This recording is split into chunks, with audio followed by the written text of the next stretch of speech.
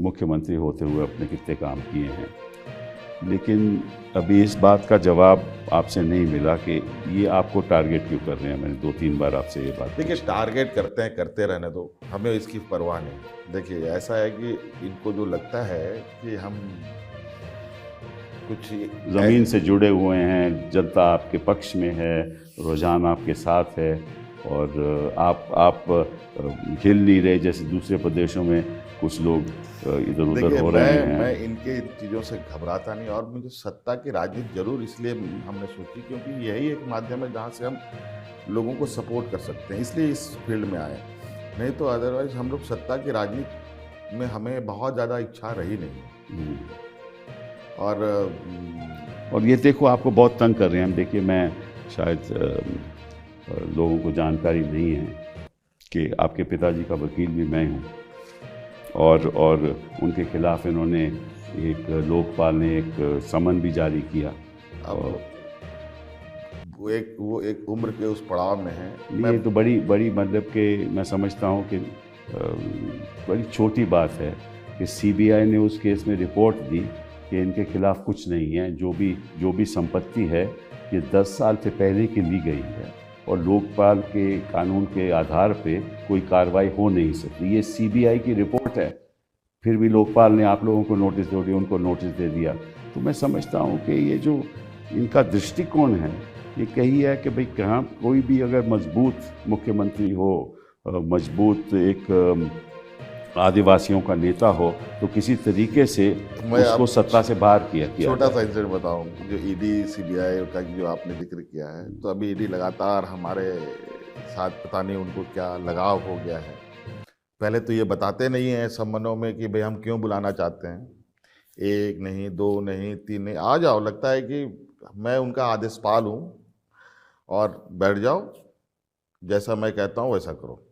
तो हमने भी सोचा कि नहीं, ऐसे काम नहीं चलेगा, पहले बताना होगा, फिर आपसे हम बात करेंगे। 7-8-10 सम्मान के बाद मुझे बताया गया कि इस संदर्भ में आपको बुलाया जा रहा है।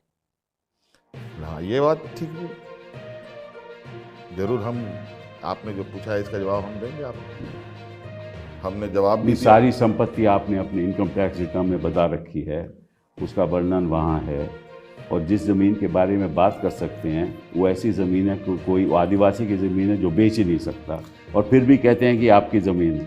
नहीं, अब मैं उसमें बताऊंगा ना कि उसमें तो ऐसा इन और लोगों। आप एफआईआर में आप अक्यूज़ का नाम नहीं है, लेकिन रोज़ के रोज़ आपको समन करते हैं। सर, यही तो ताजुब है, आज के दिन में इस तरीके की भी सजा होती है क्या? मुझे नहीं कि मालूम, कोई मुझे बिना तो गुनाह का सजा। नहीं, ये तो ऐसा लगता है कि सज़ा पहले करते हैं, गुनाह बाद में पेश करते हैं। लेकिन इंटरेस्टिंग बात आपको मैं बताऊं, शायद आपको मालूम नहीं। अब आपके बाबूलाल मरांडी साहब हैं, उनके खिलाफ मैं इलेक्शन कमीशन के उसमें वेबसाइट पे हम देख रहे थे, क्योंकि जब ये इलेक्शन 2019 में हुआ तो उनको सबको बताना पड़ता है कि उनके खिलाफ कौन कौन से केस हैं। तो मैंने देखा कि लगभग 5 केस ऐसे हैं जो पीएमएलए के अंडर शेड्यूल्ड ऑफेंसेस हैं। वहां नहीं 5, जाते। कोई नोटिस नहीं, कोई किसी को बुलाया नहीं। अभी और ऐसा केवल बाबूलाल मरांडी साहब ही नहीं है, ऐसे 4 लोग और हैं। आपका रणधीर सिंह साहब हैं जो एमएलए रहे, बहुत। फिर आपके शशि भूषण हैं साहब, मेहता साहब हैं, बिल्कुल बिल्कुल। और एक भानु प्रताप शाही साहब हैं। और इनको कभी नोटिस गया? इनसे पूछिए कि भैया, ईडी से पूछिए कि आपने कभी उनको नोटिस दिया? और ये छोटी बात नहीं है। आप अगर केंद्र में चले जाओ, केंद्र के मंत्रियों के लिस्ट ले लो, तो उनमें भी कई ऐसे लोग हैं, कुछ 44 लोग हैं जिनके खिलाफ तो क्रिमिनल केसेस हैं। उनमें कुछ ऐसे भी हैं जिनके खिलाफ शेड्यूल्ड ऑफेंस भी है, लेकिन वो तो किसी को नहीं बुलाते। तो आपके साथ इतनी मोहब्बत क्यों है?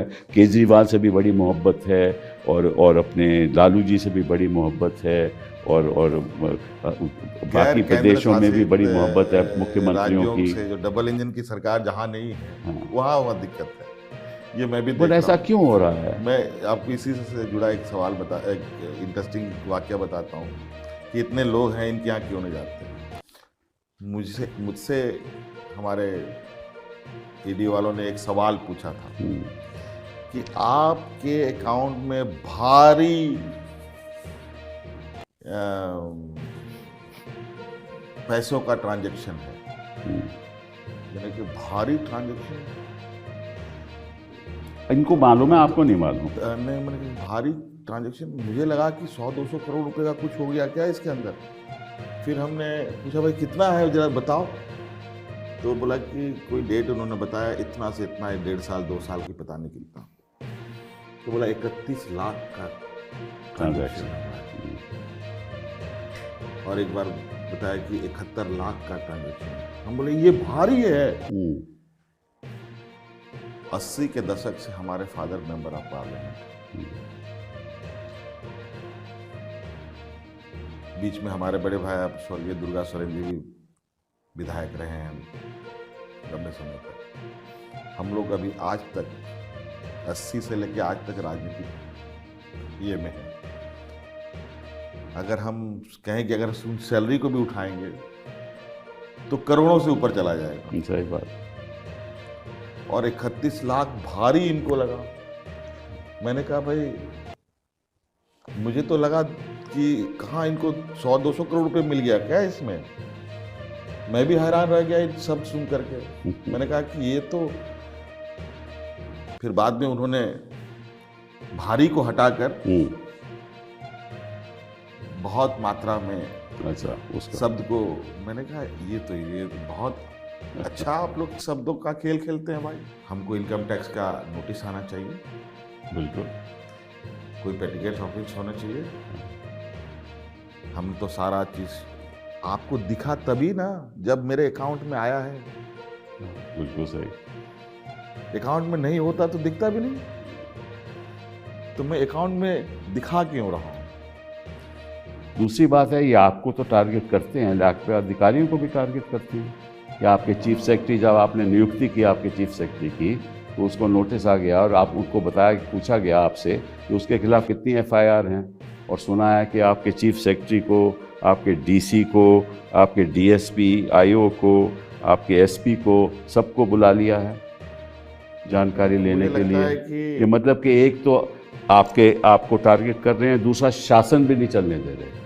एक्चुअली ये लोग चाहते हैं, इनको लगता है, इनको पता है कि ब्यूरोक्रेट्स अगर डर जाएंगे तो काम नहीं करेगा, तो अमली जामा वही पहनाते हैं, वही लोग एग्जीक्यूटिंग बॉडी है। अब एग्जीक्यूटिंग बॉडी को परेशान करो, डराओ, धमकाओ। कुछ लोगों को तो इन लोगों ने पता नहीं 10 साल 20 साल पहले का कब का केस को कहाँ से ढूंढ के निकाल करके जेल कर रखा है। बिल्कुल बिल्कुल ठीक है। जहाँ तक मेरा बिल्कुल स्पष्ट है, हमारी सरकार में गलत करने का ना डायरेक्शन जाता है, और सही चीज़ को ना करने के लिए पनिशमेंट जरूर है। और जिनके खिलाफ ये बोलते हैं, जो कहते हैं कि ये लोग करप्ट हैं, उनको फिर ये सत्ता में उसे अपने मंत्रिमंडल में ले लेते हैं, ये भी हमने देखा है।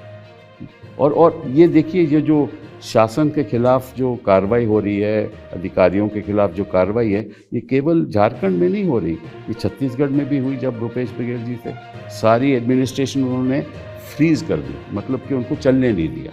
और कोई ऐसा, अगर आप ऐसा नोटिस दोगे किसी अधिकारी को, तो वो काम ही नहीं करेगा, वो फाइल में साइन ही नहीं करेगा। मजेदार बात देखिए, अब ये समन तो कैसे आप प्रिपरेशन करोगे, मतलब मानसिक रूप से आपको परेशान करें, बिल्कुल, आपके परिजनों को परेशान करें, आपके अड़ोस पड़ोस के दोस्तों यारों को परेशान करें। एफआईआर किसी और प्रदेश में लिखाते हैं, मैंने तो ये भी देखा है, प्रदेश किसी और प्रदेश में एफआईआर लिखवाया और ईडी का नोटिस यहाँ आ गया। पता नहीं कहाँ से कौन सी ताकत इनको मिली है, वो तो समझ में नहीं आता। वो तो पीएमएलए की ताकत इस्तेमाल कर रहे हैं। अब पीएमएलए का ताकत इस तरीके से होगा तो मुझे लगता है, ना जाने मुझे ऐसा क्यों लगता है कि कानून के दायरे में रह करके राजनीतिक हितों साधी जा रही है। और आज जिस तरीके से जो आज हमारे पीछे रोज, मैं तो अब इस ये में आदी होने लगा हूँ, पता नहीं कल कौन सा एजेंसी की कोई एक नोटिस आएगी, और इसमें हमारे जो विपक्ष के लोग हैं वहाँ बहुत, क्योंकि वो लोग ट्रेनिंग भी लेते हैं इस तरीके से, और हम लोग को तो इनको तो लगता है कि एक तो जिस समूह से आता हूँ इसमें तो कोई शक सवाल नहीं है, हमारे समूह में कोई इस तरीके से लोग नहीं है बौद्धिक लड़ाई लड़ सके। लेकिन हाँ, ये बात है कि कुछ लोग निकल रहे हैं तो इनको सामना भी कर लेते हैं। अब इतना आसान नहीं है। अब मैंने पहले भी कहा कि सरकार बनने के चंद घंटे के बाद ये लोग सरकार गिराने में लगे। कई बाय इलेक्शन हुए, एक बाय इलेक्शन छोड़ करके मुझे लगता है कि अलग राज होने के बाद सबसे अधिक बाय इलेक्शन हमने देखे, 5 या 6 इलेक्शन देखे हमने, शायद मुझे जो याद आ रहा है। और उसमें एकमात्र ये लोग जीत पाए, बाकी सब जगह इनको हम लोगों ने राजनीति, इसीलिए तो उनको तकलीफ है। और इनको पता है कि अगर हम मैदान में रह गए तो फिर ये नहीं रहेंगे, तो बहुत इनको दिक्कत हो सकती है। तो हम बोले कि अगर राजनीतिक लड़ाई लड़ना है तो राजनीतिक लड़ाई लड़ो, तब कोई बात समझ में आए। तो अब राजनीतिक ताकत नहीं है तो दूसरे ताकत से पहले डराओ, धमकाओ, फिर लालच दो, उससे ये बात ना बने तो अब इसका इस्तेमाल करो, ऐसे हथियार यूज़ करो कि आप। कोई बात नहीं, मैं नहीं समझता कि आप इन चीज़ों से पीछे हटेंगे। जो आपने फैसला लिया है अपने समूह को आगे बढ़ाने के लिए, वो ज़रूर बढ़ाएंगे। और हम चाहेंगे कि आप मजबूत रहो और आदिवासियों के लिए लड़ाई लड़ो। और जो गरीब आदिवासियों ख़ास तौर पे उनको एक समाज में जगह मिलनी चाहिए। और आप ऐसे शख्स हो जिन्होंने उनको जगह दी है। इन्हीं शब्दों के साथ मैं आपका बहुत बहुत धन्यवाद करना चाहता हूँ। आपने बड़े विस्तार से सब बातें हमारे सामने रखी। धन्यवाद।